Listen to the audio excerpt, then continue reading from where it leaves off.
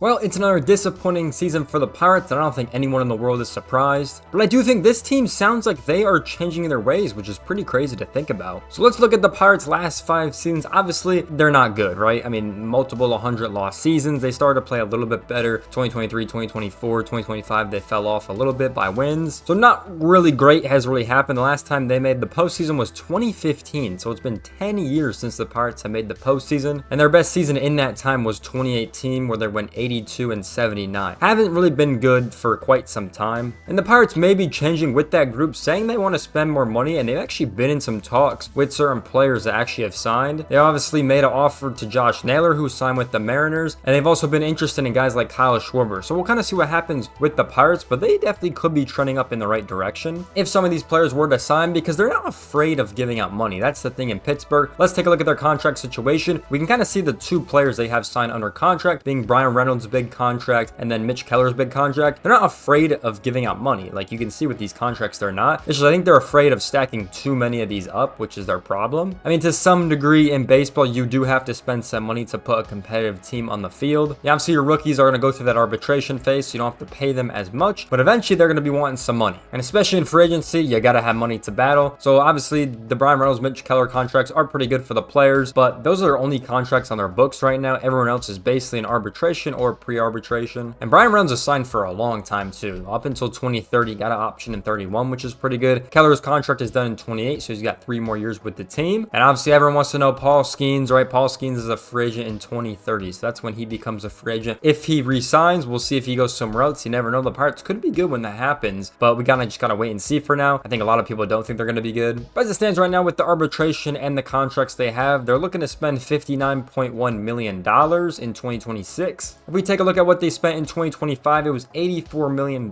for their team. I'm guessing they'll probably be around 100 if they actually do go out and sign a big free agent or something like that, because it seems like they are on that path to do so. So I do expect this to probably double over this offseason, and we'll kind of see what happens with the Pirates. I think they're definitely going to be talking to a lot of different players and agents in the winter meetings coming up. But with that being said, let's take a look at this current roster right now, because honestly, they do have a lot of decent players on this team. Let's start with this rotation, which is definitely the strong suit of this Pirates team. Obviously with Paul Skeens, with Mitch Keller, with Bubba Chandler, with Braxton Ashcraft. These guys are definitely some good players and are definitely some really good starting pitchers, and these guys are only going to develop moving forward. So I'm very excited to see how they do in this Pirates team. Obviously we know Paul Skeens is a very good pitcher, obviously just won that Cy Young. I do think Mitch Keller, Bubba Chandler, and Ashcraft are all going to shine again in 2026, and I'm excited to see how that rotation performs, because it's definitely the strongest part of this team right now. But let's take a look at this bullpen. Obviously they did have a couple guys that did go in free agency and at that trade deadline, so that's something you got to keep in mind when you look at the bullpen. Obviously there's not a lot of great names in here. Obviously their most known player is probably Santana. Yeah, this is definitely something they're gonna have to rebuild moving forward and kind of get some good players in here. Now let's take a look at the starting 9 for this team, because it's a very interesting roster to say the least. Obviously when we look at the catcher position, I mean, it was supposed to be Henry Davis and Joey Bart. These guys have kind of been sharing that position throughout 2025, so I really don't know who's gonna start. I think Joey Bart's probably the better catcher. I do think Henry Davis was not the best first-round pick for the Pirates. He does seem a little bit of a bust, but not really, because he has been playing at the MLB level. I just don't think he's the superstar that they were hoping for. And we look at first base, Spencer Howarth is definitely going to start as it stands right now. Obviously Nick Uroki was going to play second base. At third base is going to be Jared Trelillo, and at shortstop is going to be Nick Gonzalez as it stands right now. And then obviously looking towards this outfield, I feel like it's pretty obvious of who they're going to play. Obviously Brian Reynolds, O'Neal Cruz, and Jack Sawinski are probably going to be in this outfield. And then DH could honestly be anyone on this team. They don't have a lot of players on this active roster, just because I'm pretty sure everyone's in arbitration right now or pre-arbitration, so that's why they probably not pop it up on this list. But let's kind of look at their starting 9 if they don't sign anyone. That's the big caveat, because they definitely could sign someone for one of these positions, so that definitely could change moving forward. Let's go over their top 100 prospects. They actually have 4 guys on the top 100, which is very impressive. They do have 5, but I'm not going to include Bubba Chandler because he's going to play in the MLB next year anyways, and he's already played in 2025, so we're going to kind of exclude him from this list. I usually like to cover players that aren't in the MLB. Bubba Chandler, we know he's going to be a good player. We know he's going to start, so that's why I'm not going to cover him. So coming at number 1 on the top 100 is actually Connor Griffin, which is super impressive for the number 1 position. He was obviously their first round draft pick in 2024, and in 2025 he's played on 3 different teams and he's looked absolutely incredible. He's batting .333 in 122 games, 161 hits, and he's got 21 home runs, 23 doubles, absolutely insane, and he's got 65 stolen bases as well. So extremely impressive we're seeing from Connor Griffin. He's definitely going to get to the league very very soon. I think he's a player we're definitely going to see at spring training and definitely at the spring breakout because he's been playing absolutely phenomenal in the minor leagues. And his ETA is 2027, so we'll see. I don't think they're going to rush him, but just with the stats we're seeing, he could be up there probably this year if he wanted to. He's obviously is a shortstop and an outfielder, so they have a lot of versatility of where they want to move the kid. Yeah, just extremely good player. He's only 19 years old, so he's only going to get better and better as he continues his career, and I'm definitely excited to see how he is with the Pirates. So coming at number 27 is going to be Seth Hernandez. He was obviously the Pirates' first-round pick in 2025, and he hasn't played a single game of pro ball yet. So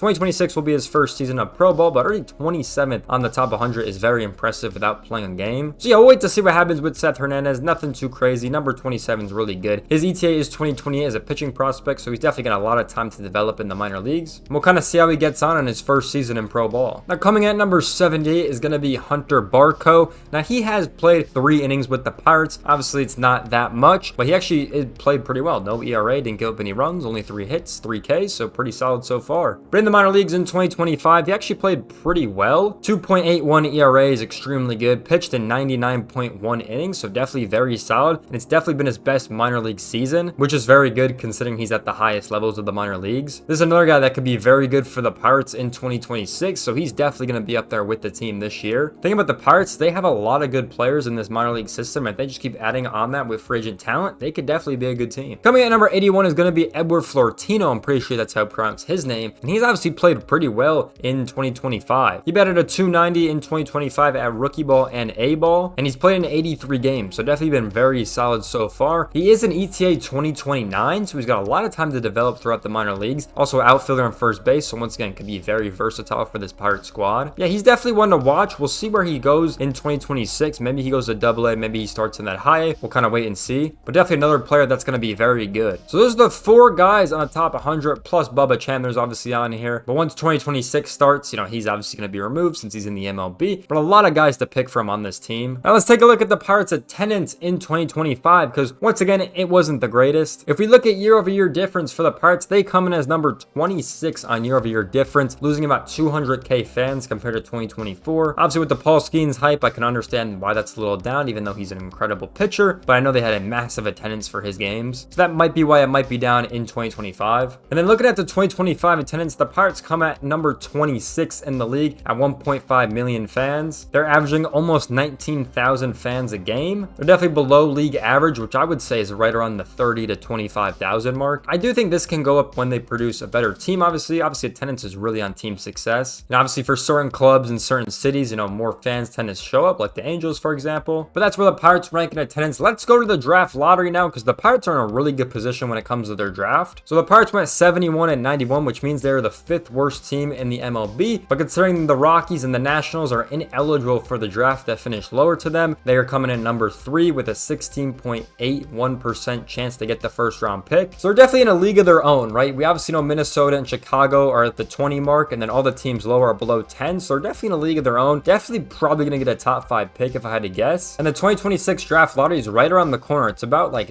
8, 9, 10 days away. So we're definitely going to be live for that on the channel. So if you want to see that upcoming stream, definitely make sure you like, comment, and subscribe. My prediction for the 2026 Pirates is I think they're going to be better than last year. And the reason I say that, if they are able to sign 8 free agents, I definitely think they're going to be better than last year, right? And if we see this upcoming talent come through their system and be really good at the MLB level, I definitely think it's possible, especially with that starting pitching they have. They get these kids called up, playing in the lineup every day. They definitely could form a solid team. And especially with that free agent talent that they could acquire, they definitely could get better than 71 wins. Yeah, I don't want to say the Pirates are going to be incredibly good, but I do think they'll be a little bit below 500 if they can get those kids through the system and if they can get those free agents signed. That's personally just where I see this team right now. But let me know in the comment section down below, where do you see this Pirates team moving forward? Do you think Paul Skeens is still trapped on this team? Do you actually think they're going to improve? Or do you think they're just saying that for some PR? Let me know in the comment section down below. With that being said, make sure you guys follow me on all my socials. Follow me on X for all of our updates. Follow me on Instagram for all of our clips. And if you want to play in our MLB The Show tournament we have coming up in a couple of days, definitely make sure you join the Discord down below in the description. And with that being said, I hope you guys enjoyed today's video. Make sure you guys like, comment, subscribe. I'll see you guys in the next one. Peace out, everyone.